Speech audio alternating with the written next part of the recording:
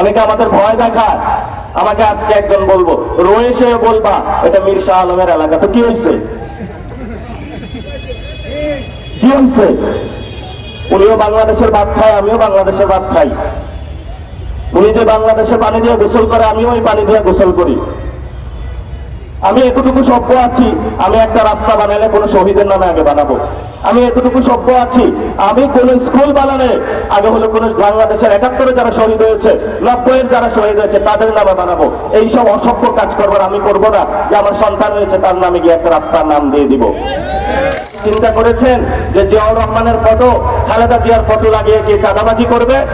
আপনারা জীবনেও স্বপ্ন দেখেন নাই যে জিয়াউর রহমান খালেদা জিয়ার ফটো লাগিয়ে বিভিন্ন জনকে খুন করতে যাবে, সন্ত্রাসী কার্যক্রম করতে যাবে। কিছু বললেই আমার গায়ে হলো জিয়াউর রহমানের টিকেট আছে, আমাকে টাচ করবা না।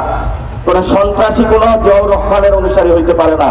এরা বাংলাদেশের শত্রু, যারা এখানে মাদক চোরাচালান করে, সিন্ডিকেট করে বাংলাদেশের আপনাদের পকেট থেকে টাকা নিয়ে যাচ্ছে।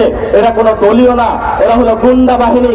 দল মত নির্বিশেষে এই মোকামতলার এনসিপি জামাত যারা ভালো বিএনপি রয়েছেন, ঐক্যবদ্ধ হয়ে এদের টুটি চেপে ধরতে হবে, যারা এই অসংলগ্ন কাজ আপনাদের মোকামতলায় না করতে পারবে। এটাই হলো আমাদের রাজনীতি। আমরা এই রাজনীতি নিয়ে আপনাদের কাছে এসেছি। অনেকে আমাদের ভয় দেখায়। আমাকে আজকে একজন বলবো রয়েছে বলবা এটা মীর শাহ আলমের এলাকা, তো কি হয়েছে? কি হয়েছে? উনিও বাংলাদেশের ভাত খায়, আমিও বাংলাদেশের ভাত খাই।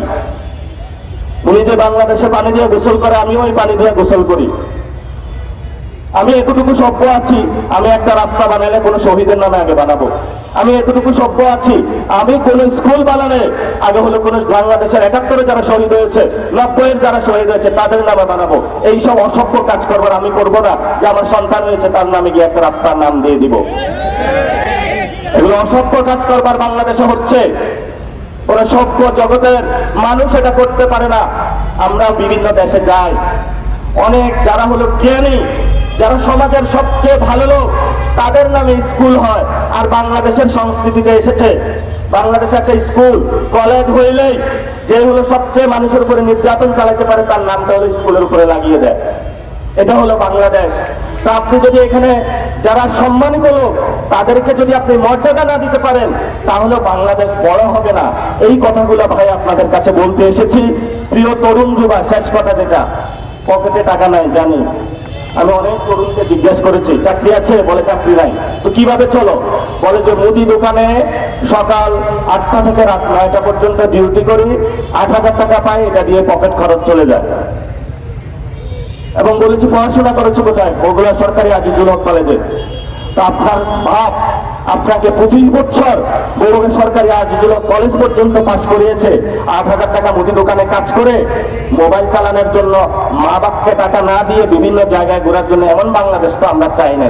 আমরা চাই এই মোকামতলা বগুড়ায় এমন সুন্দর সুন্দর ফ্যাক্টরি হবে যেখানে গিয়ে আপনি চাকরি করবেন, সেই চাকরির টাকা দিয়ে বিদেশে আমি দেখে এসেছি প্রত্যেক নাগরিকের একটা গাড়ি আছে।